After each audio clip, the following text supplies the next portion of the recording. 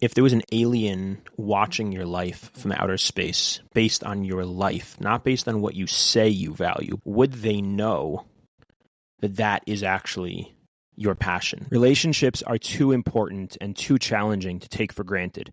Welcome to the Attached Life.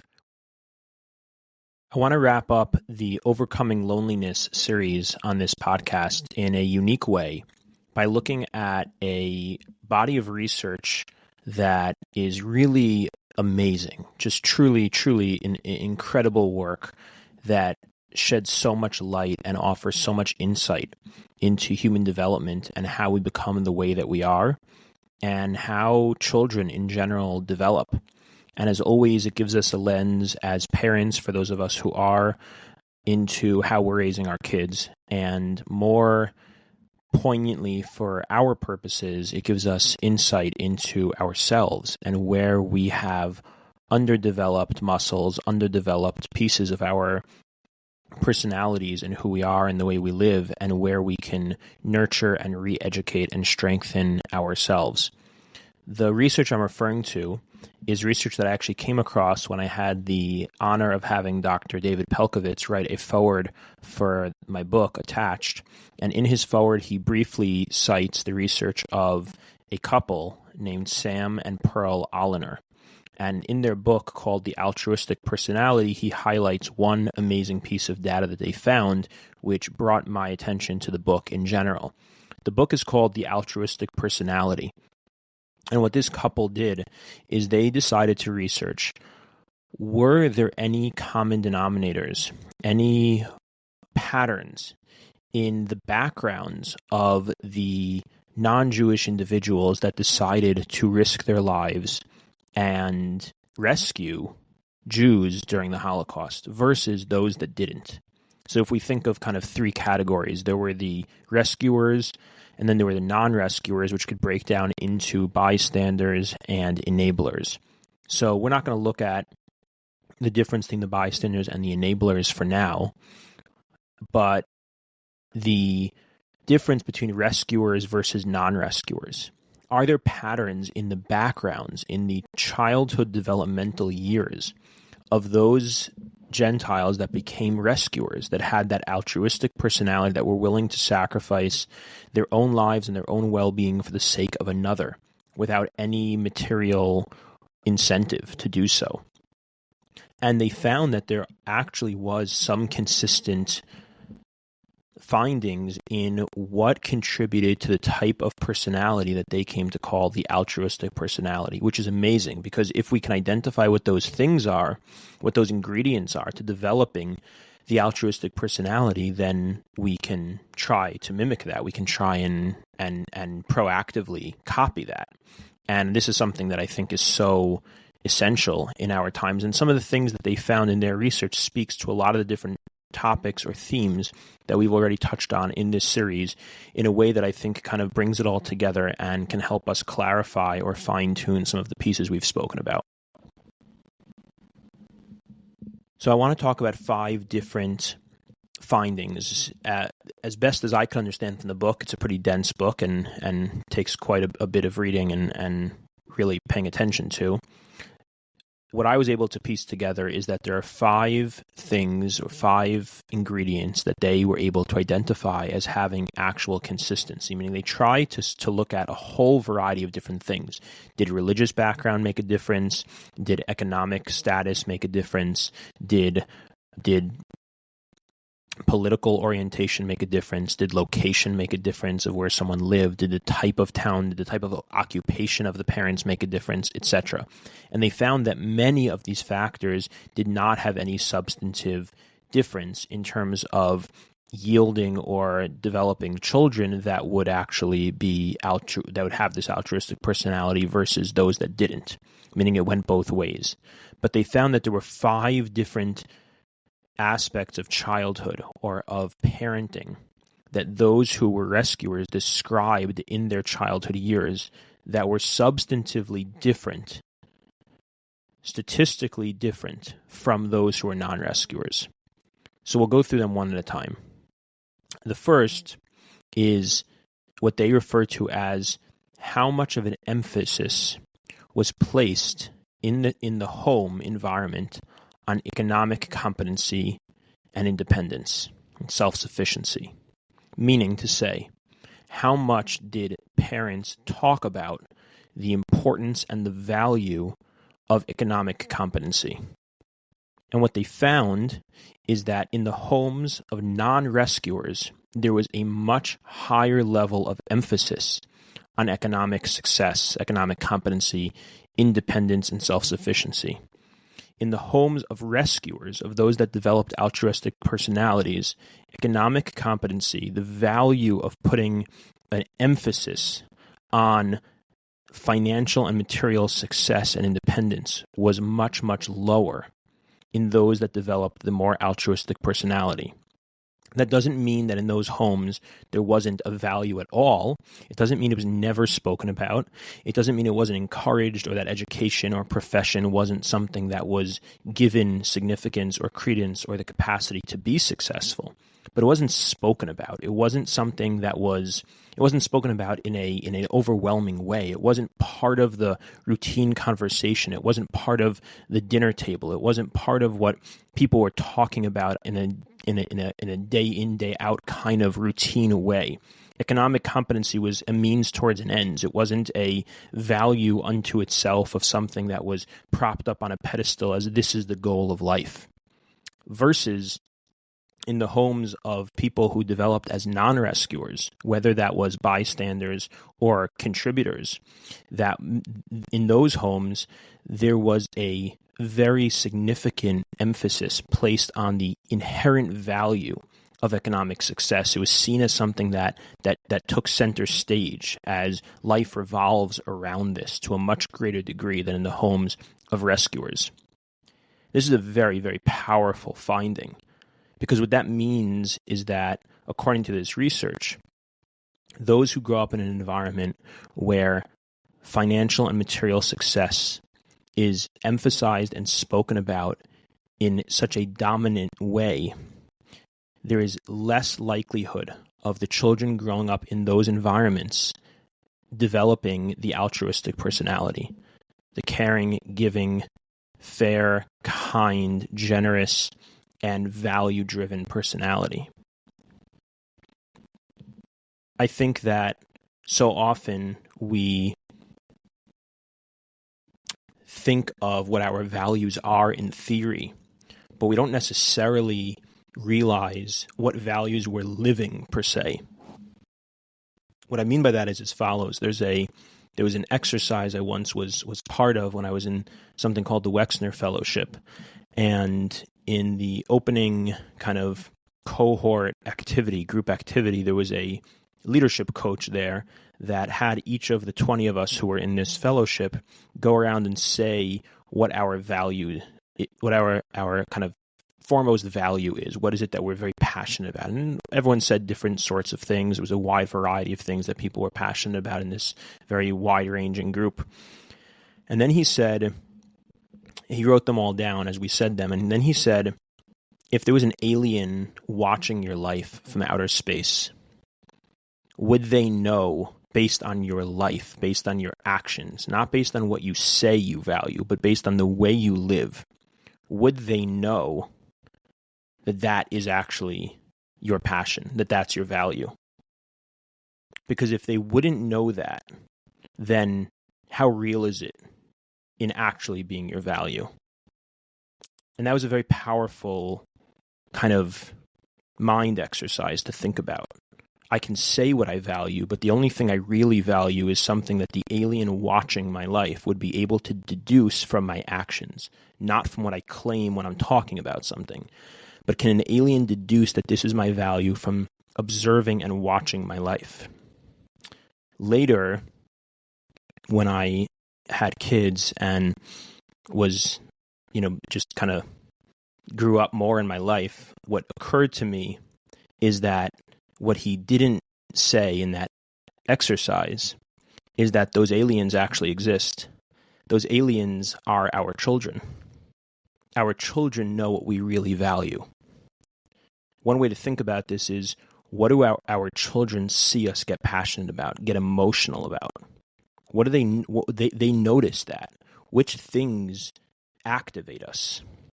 Does it activate us more when a sports team we care about wins or loses more than when something of real value takes place in the world, or someone is actually hurt, or there's something sad happening around us? Which one activates us more?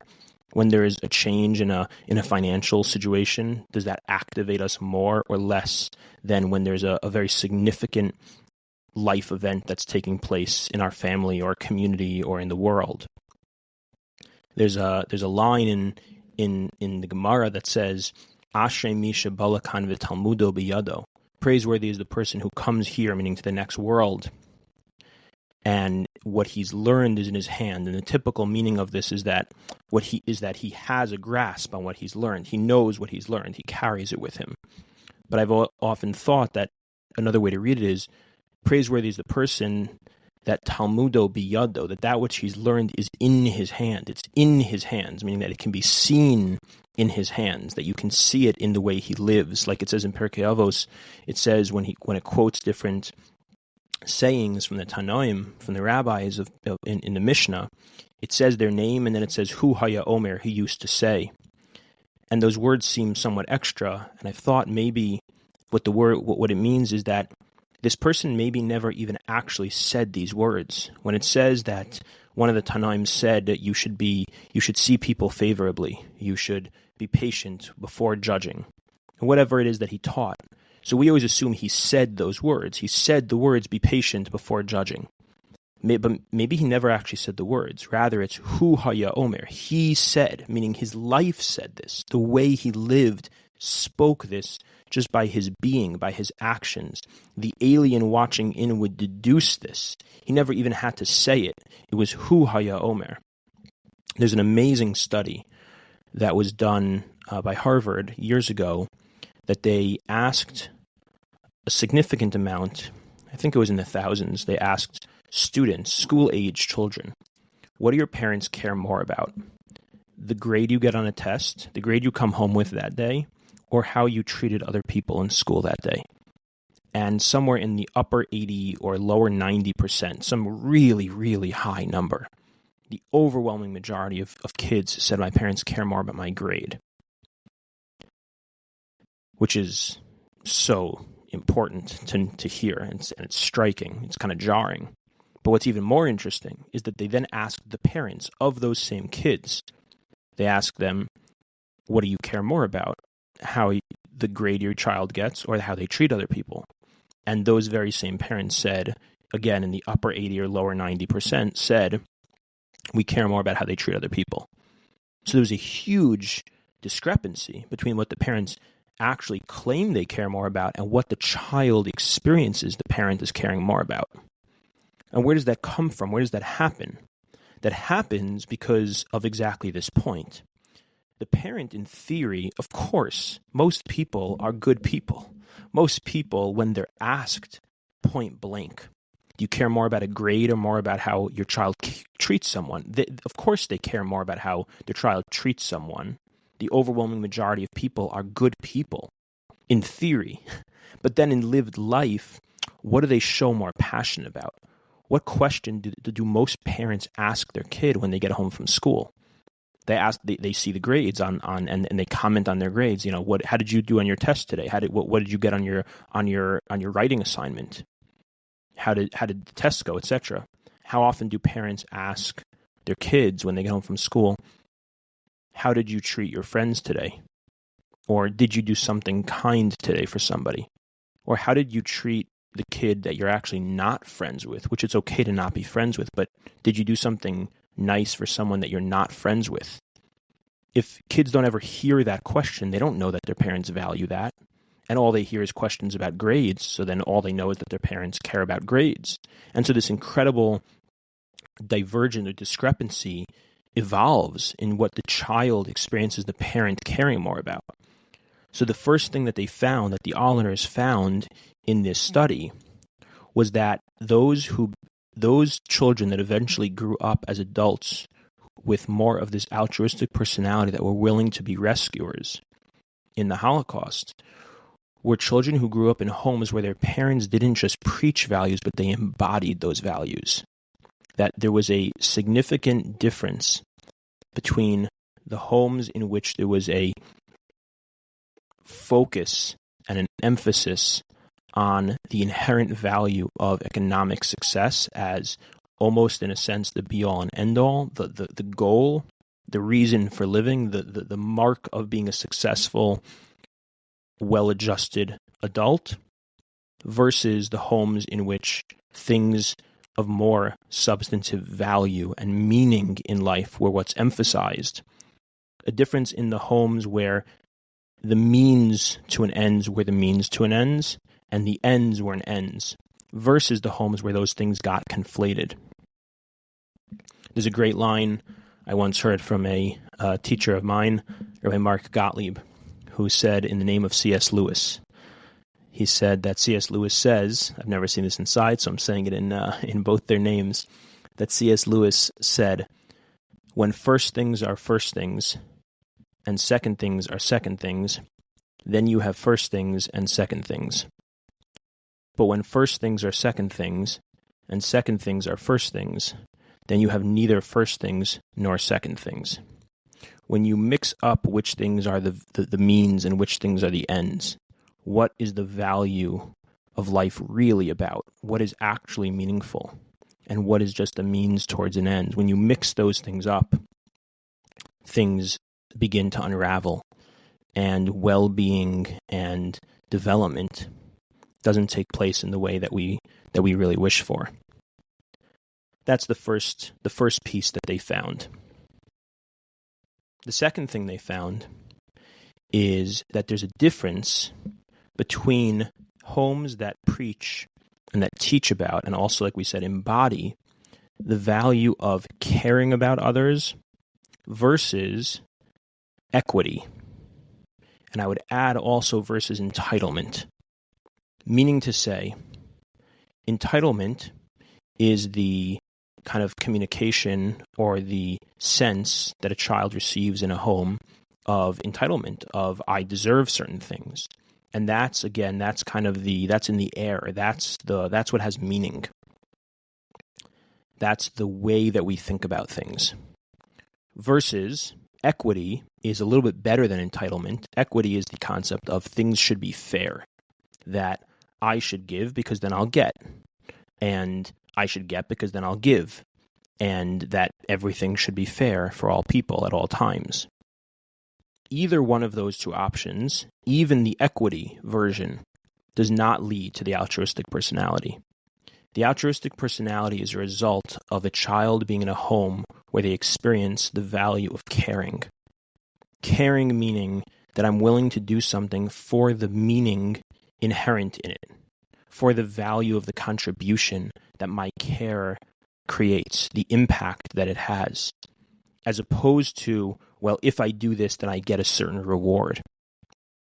There's a Balaturim that I really like that says that by Shifra and Pua, when they defied Paro's decree that they had to drown Jewish babies, and they didn't listen. And it says in the Torah, it says, Vayas lahem batim, that he made for them houses. And it's unclear what that means. So there's many different explanations of what it means. And most of the explanations say that, and he made for them houses is referring to Hashem made for them houses, meaning he made a dynasty for them, or he gave them some great wealth in the future, or in some capacity, some sort of reward. But there's actually a Balaturim that says that Vayas lahem batim means Paro. Paro made for them houses. It means he put them in jail. And I find that to actually be very powerful, because it's the idea that there doesn't always need to be some, of course, in the end we hope for a happy ending, but it doesn't always need to be some immediate equity, some immediate reward that comes. Sometimes we do the right thing just because it's the right thing. As the Rambam talks about, Osa emes mipnei shehu emes, a person does the right thing because it's the right thing. And there's a value in caring for others, in the selflessness of others. There's the famous story of the Lubavitcher Rebbe that he received a letter from someone that said, that it was addressed to the Rebbe, that said, I'm really struggling. I'm experiencing so much depression. I'm experiencing so much despair. I feel meaningless in my job. I feel disconnected in my family. I feel uncared for in my community. Going on and on. I'm experiencing this. I'm experiencing that. And the Lubavitcher Rebbe wrote back the most profound letter without even writing a single word. He took his pen and he circled the word I at the beginning of every sentence, and he sent it back to the individual. The message, of course, being that if we're so consumed in our entitlement, and even if we're so consumed in our equity, because equity is really just a better version of entitlement, but it's still a version of entitlement. If we're so consumed in that we don't find happiness, because actually, ultimately, and here's a paradox, when we actually engage in true care, genuine care, and we are more selfless in that way, that actually is what brings happiness. So in a sense, that is the reward, but it's still different because it's an internal reward. And that's not the motivation to do it, but it's an awareness of doing it. As the Rambam says after that line, Ose emes mipnei shehu emes, you do the truth because it's the truth, but then he adds, V'sof hatov lavo, and in the end, good will come from it. There's nothing wrong with hoping and wanting and seeing that there's good that comes from it, but without that being the whole mentality, is what is there in this for me? What's in this for me? What do I get out of this? And instead of the parents in the homes of the non-rescuers who focused on equity or entitlement, the parents in homes of those who became the altruistic personality, the rescuers, were parents who focused on care. I don't know the source for this or the accuracy of this, but I've heard said that the Piazetzner Rebbe, who perished in the Warsaw Ghetto, so he had a group of Hasidim before the Holocaust, and many of them died in the Holocaust, as did he. But they say, again, I don't know statistics on this, but they say, I don't know any hard date on this, that the Piazetzner Rebbe statistically had a disproportionate amount of students who actually survived the war. And they wondered about this, why? How did that happen? And what they found is that they started actually asking some of the students about their experience. And they kept hearing the same story again and again, that as the Nazis were coming in and breaking through the ghetto, and they were all about to be killed or rounded up, or I don't know exactly when it was in time, so I'm not sure I'm saying that accurately, but at some point in this horrible process, the Piazetzner Rebbe ran around to as many students as he could, and he just said to them 2 words. He grabbed them by the shoulders and he looked in their eyes, and he quickly but sternly and fiercely said to them, do chesed. And then he would run to the next student and grab him and look at him and say, do chesed. And he imparted this message to as many of his students as he could. And what he was telling them was that even in this place where the last thing you might think about in a concentration camp, you might never think about doing chesed for another person because you're just focused on your own survival, if that's even possible. He was telling them that the best way to survive is actually by doing chesed. When this essential human need to do chesed, to actually be the giver, is taken away because we're so focused on entitlement or equity, we lose that lifeline that we need to be connected to the experience of doing good for others, of connecting to something broader and beyond ourselves. As the Mittler Rebbe of Chabad says, that happiness is the experience of feeling yourself as part of something bigger than yourself.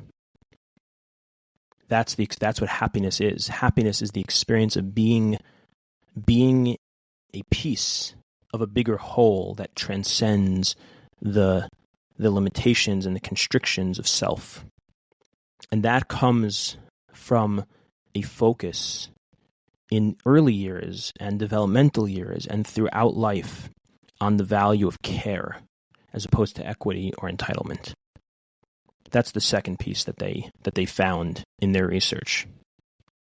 The third is what they call a difference between an internal locus of control versus a victimhood mentality.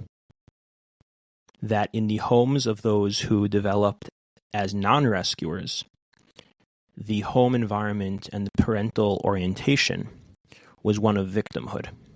Parents who spoke of themselves and spoke to their children in ways of victimhood, versus the homes of those who became rescuers, were those whose parents spoke of themselves and towards their children in a way that communicated the concept and the reality of having an internal locus of control, meaning, do I see myself as a victim to situations that I don't have control? I don't have a avenue to impact, to change, to effectuating a difference in what's going on around me. I'm simply a victim. And in that victim mentality, in that victim stance, I'm passive. I'm the subject being acted upon. If I'm being bullied or if I'm experiencing something negative, it's just focused on as the other person is doing something to me, versus an internal locus of control where I am able to see where I'm playing a role in this or where I can do something different. Now, this is very tricky because oftentimes we actually are, or we can sometimes truly be a victim.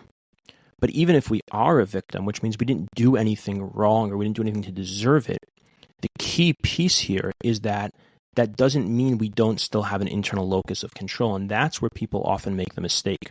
And this is actually a really important piece of understanding a kind of a dialectic as opposed to a binary. People often think in a kind of binary, meaning it's one way or the other way. That either I validate someone else's feelings or I validate my own feelings and I give space for my pain or someone else's pain and I empathize with it and I see it as being valid and I understand that it's not their fault and what they're feeling is legitimate and the hurt is legitimate, etc. Or I don't do any of that and I say, okay, well, but what did you do? Or, but what can you do differently? What do you need to do? Etc. What do I need to do? How do I need to change? I look at where is it my fault or what did I do? And that's the binary. It's one or the other of those. Versus the dialectic or the duality is that those don't have to actually be mutually exclusive. It's entirely possible that I did nothing wrong, that my hurt and my pain are completely valid and legitimate and deserving of empathy and deserving of space. And yet, there's also something that I can do differently. Or maybe it's not 100%. Maybe there's a lot that was done to me that was not right and that was wrong and deserves empathy. But maybe there is something I can look at and say, okay, but how could I do this differently? Or how could I look at this situation differently? What choices do I have? Can I find a choice even within the experience of something that is hurtful? And there can be empathy and validation. And there can also be an internal locus of control. I was actually just thinking about this because I was reflecting on, I've had the opportunity to work with many couples over the years in the context of therapy. And I've, of course, when that happens, I'm often meeting with couples coming in a lot of distress and in very precarious situations in their relationship. And there have been a few who things were not able to be worked out in the way that was hoped, and the relationship ended in divorce. And I was actually reflecting on the difference between which couples I was able to work with and were able to improve. Relatively speaking, that can mean a lot of different things for a lot of different people, but we're able to improve, or we're able to at least continually sustain a process of trying and continuing to work on things, versus those who we couldn't even really sustain a process of working on things. And as I was thinking about it, it was almost glaringly obvious to me in a moment of what the very striking difference was. Many times, couples come in when they're in that situation and have a long story of how their spouse is the one who is at fault, how they're doing so many things wrong, etc. And they don't have any kind of awareness or acknowledgement or expression in any real way. They'll pay lip service to certain things, but not in a way that feels real to what their role in the relational distress is. That's how most couples come in starting. Not always. Sometimes they come in with a little bit more of a shared burden, but oftentimes there's an entrance point of really seeing the other person as the one at fault in a substantive way. But in doing the work, there's a lot of room to work towards both people being able to see where they play a role and where change from their side can be effective and impactful and important. That doesn't mean that they're at fault. It's not really about fault at all. It's just about understanding dynamics and roles and how things play out and how the cycle goes. And so both sides are able over time to start seeing where they have choice, where they have impact that they can make. They're able to reflect on what they're doing and the role they're playing in the relationship. And that doesn't have to, again, it's not a binary. They can still see issues with their spouse and they can still express them. But there's space and there's capacity to see where there's something that they're doing that could use tweaking or change or maybe even fundamental overhaul. When that is able to take place, that's when sustained work is able to happen in the relationship. And at the very least, we can continue working on it. And oftentimes, thank God, we are able to actually improve, either relatively improve or significantly, and sometimes even amazingly improve. And the couples that I've worked with where the improvement or even the sustained work wasn't able to happen is when there was no space for that. There was no space for an internal locus of control. It was only victimhood. It was only the other person is completely at fault. It's all in their camp. And yes, maybe there's this that I do or that I do, but it's not in any significant way. It's not in a way that feels real or feels substantive. And when that's what's going on, there's no sense of, well, I can work on this, and then it just doesn't have any place to go. And I think that there's a very similar importance when it comes to parenting and the experience for a child, where there's often, again, this kind of binary mentality, where some parents will be extremely validating and very empathetic. But what can happen there is that the child actually kind of gets lost then in this ocean of their emotions that they don't know what to do with and their sadness. If all they're getting is validation and empathy and a parent making space for the sadness and the pain of what they're coming home with or whatever they're experiencing, but they don't know where to go and they just kind of get swallowed up and lost and they don't have any direction and no one's redirecting them. And that's on the one side of the equation.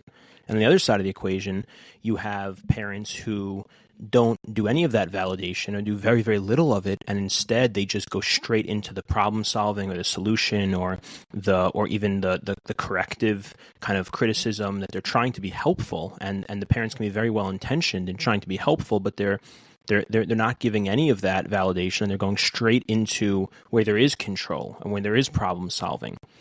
And both of those can kind of really lead to a misattunement or to a lack of balance, or that the missing of that duality that every person needs, which is the duality of I can feel what I'm feeling and that can be legitimate, and there's also choice that I have. And when there's both of those things, and some people need more of the validation and less of the redirection around choice, and some people need more of the redirection around choice and less of the validation, either way, but the important thing is that the recipe really requires both of those ingredients and that we need both of those things. And I think that is actually a big part of kind of the modern parenting that's a big issue. A lot of the kind of new age parenting focuses so much on the validation piece, but it has forgotten the empowerment of redirection and of creating a sense of control and choice for the child that they so desperately need. And this really leads to a distorted relationship with emotions. And I think it's an overcorrection that's taking place for the previous generation. So it was like, I don't know, I'm making this up, but it was like 20 years ago, it's like, you're not allowed to feel what you're feeling at all. Now it's, whatever you're feeling is exactly what you should do, and your feelings should be.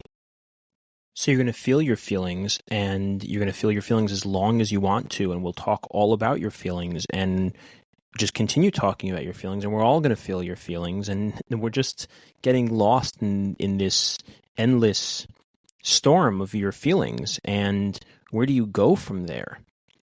So, for example, if a kid is feeling sad, so it might have been at some point in time, it might have been, don't, stop being like that. Why are you being like that? Another version would be, oh, you're feeling so sad. Why are you feeling so sad?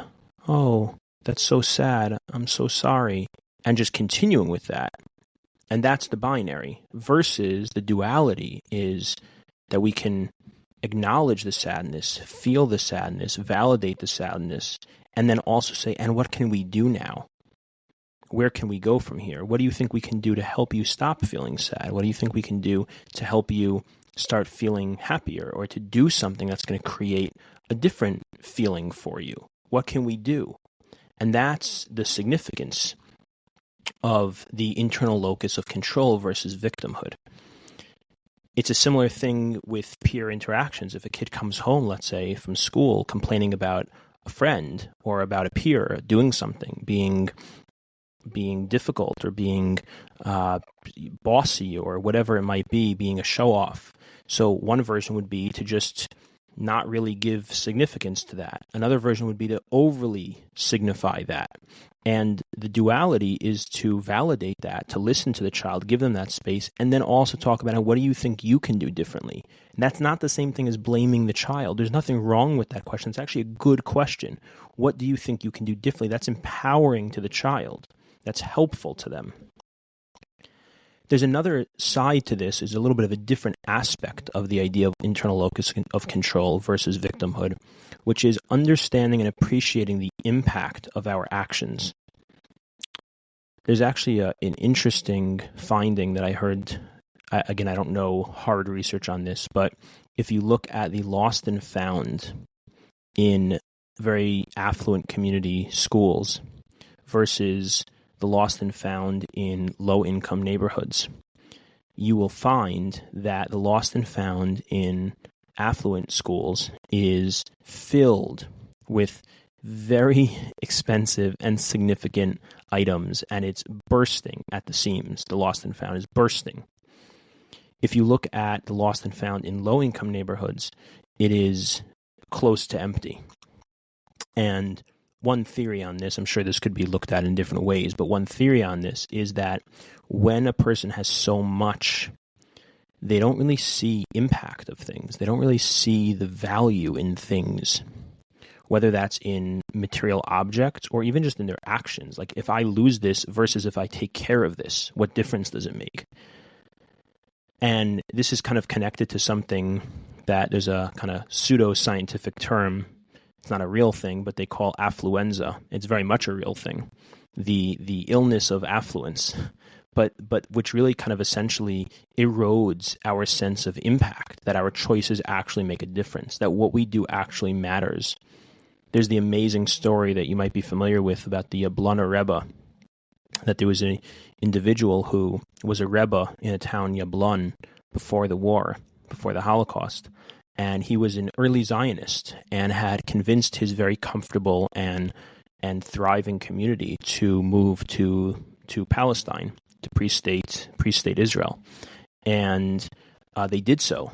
But they got there, they founded Kfar Hasidim. This story is written up and told over in much more length elsewhere, worth listening to and looking into. Very powerful story. But in short, they got to their place, Kfar Hasidim, that they were going to found, and it was really difficult, very, very horrible circumstance. They didn't have money, and there was a lot of illness, and they were out of food, etc., and out of funds and resources, and he was ashamed, really, really ashamed of what had happened, because he had transplanted his whole community that was thriving back in Europe. And he went to collect funds, but things were getting really, really bad. And suddenly he disappeared, completely disappeared. And apparently he had this Hasidic Rebbe went completely off. and became a non-religious real estate agent living in California, completely unidentified. No one knew who he was. He was just a kind of person living alone, and he was just in hiding because he was so ashamed and felt so badly about what he had done to all these people. And years later, when he was already an elderly individual, somehow someone had tracked him down and brought him back and somehow convinced him to visit this town, Kfar Hasidim, that he had founded all those years ago. And he got there, and when he came, there was a very, very warm and celebratory and really kind of royal greeting for his arrival. And he was really astounded by this because he was all these years living with this sense of shame and guilt.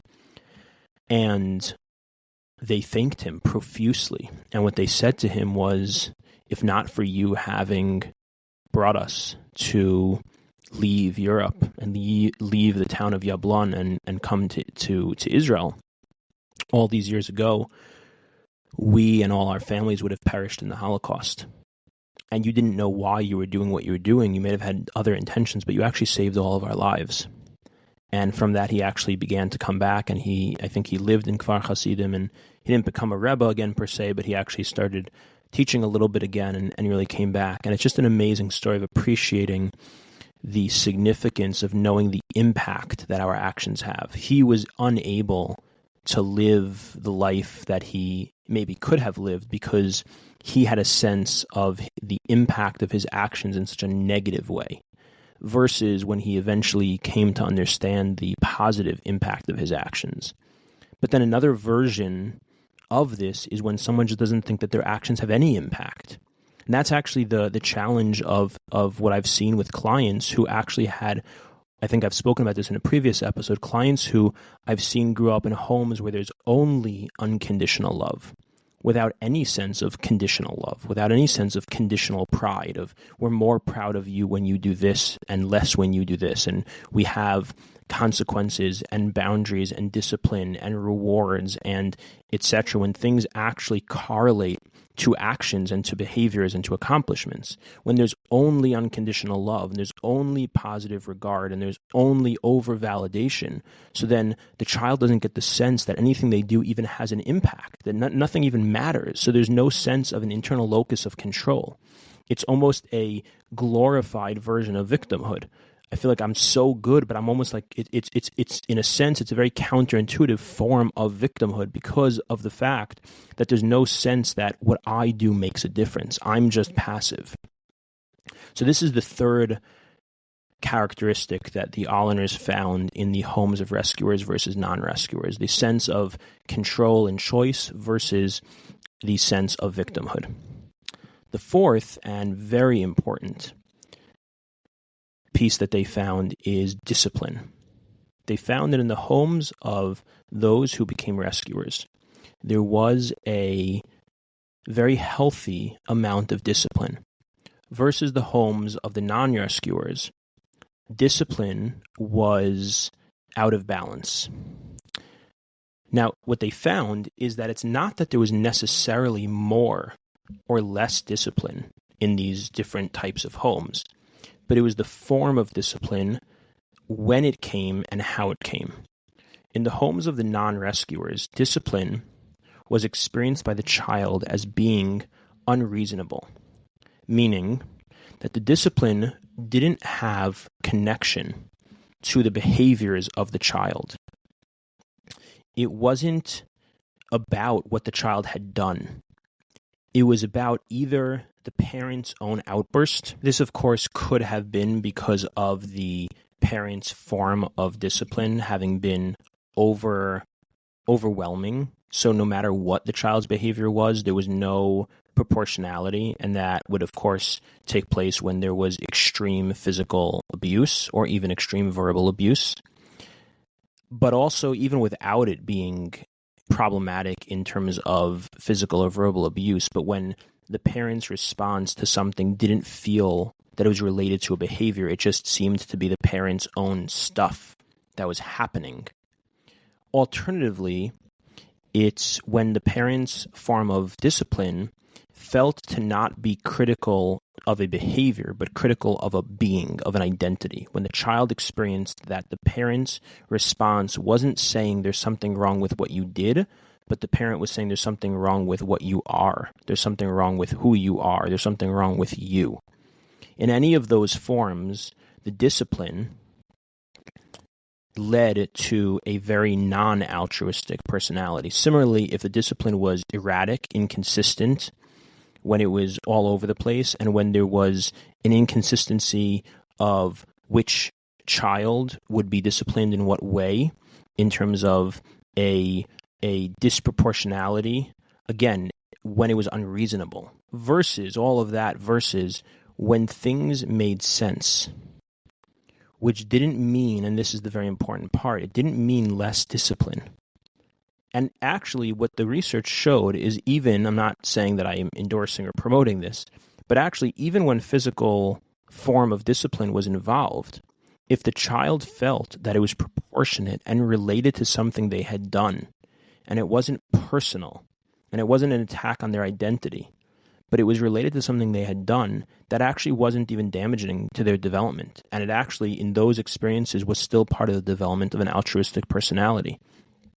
But the point being that when maybe there is a discrepancy in which child gets punished or disciplined in a different way, but it made sense because this child needed this and that child needed something else. So when the child experienced that the discipline was actually related to something reasonable, that it actually was about behaviors that were done in problematic ways, then the child was able to correct that behavior and course correct what they were doing. They were able to internalize it and see it positively and experience the parent, as much as they may have been upset at the parent in that moment, but experience the parent as supportive and helpful in a fundamental way, even if they didn't like what was happening. And I think this is also a very important concept for the modern state of parenting, where a lot of people are very afraid and very resistant to really imposing or using consequences and punishment and discipline, when the reality is that it actually plays a very, very significant role. And a lot of people misuse this, either by not using it or by using it in the wrong way, by using it in ways that are very inconsistent, very mood-based, based on the parent, very based on, if I don't want to have to deal with punishing the kid because I'm too lazy, so then I'm not going to do it. But then in another moment, I'm going to say a punishment that's so outlandish and ridiculous that it's not even real. It's not even something the child can relate to with seriousness. And when the parent has their own unresolved stuff, and that stuff comes out, and the parent and the child experiences that unconsciously as not really being about the behavior they did, but either being about the parent who is now unsafe, or as being about themselves in an identity kind of a way, and not about a behavior that they can correct. That's the fourth. And the fifth ingredient is something that we've spoken about a lot, so I'm only going to mention it here and not go into it in full depth, is the quality of attachment. The homes that children developed the altruistic personality were homes in which there was real, safe, secure, meaningful attachment between the children and the parents. The homes that developed the non-rescuers were homes which had impaired or insecure attachments. The idea being that everything we just listed can only exist in a significant way, in a productive way, in a way that can actually work when it exists in the world of attachment. Rules without relationship equal rebellion. Relationship without rules equal entitlement. And so we need both, and all of it exists within relationship.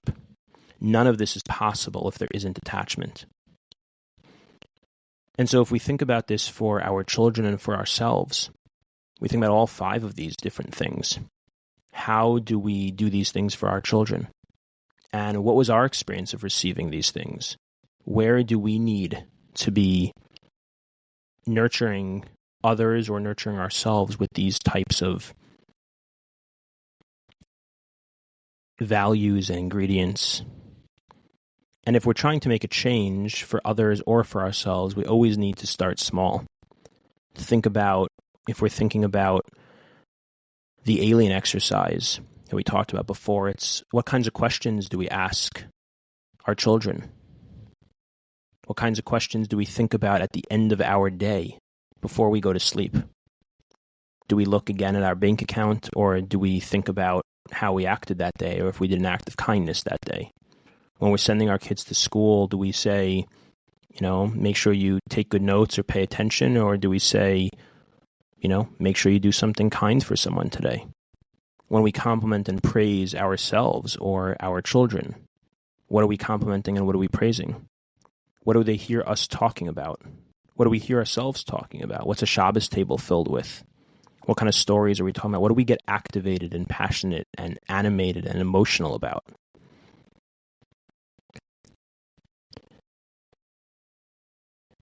There's a whole movement that's actually starting, which I think is really important, about actually encouraging the rebirth or the reintroduction of chores, which is really almost a lost art.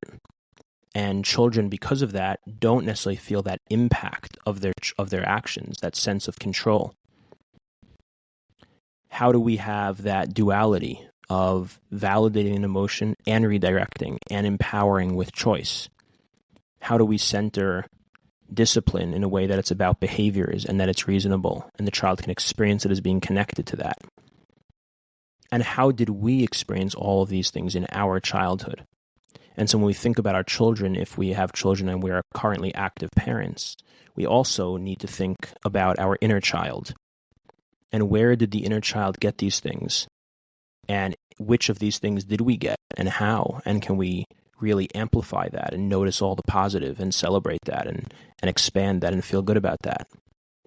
And then at the same time, where were there things that may have been missing?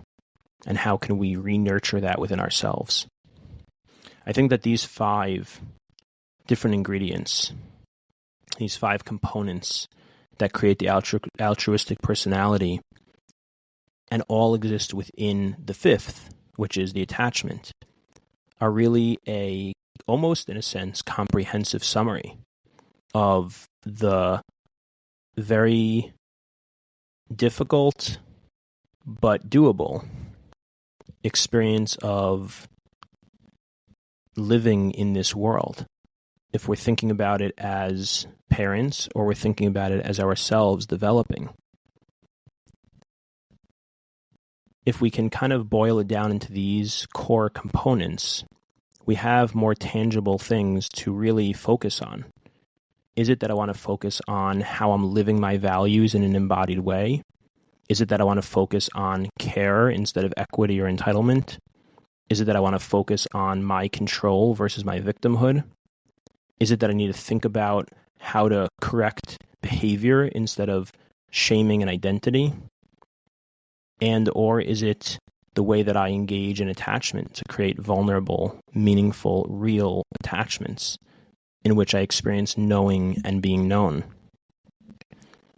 And these 5 things really kind of summarize so many of the different components of the developmental stages that we've talked about, from the moment of birth through the end of the teenage years, and then sending us and launching us off into young adulthood and the stages that come after that, which hopefully we'll have an opportunity in a future series to explore.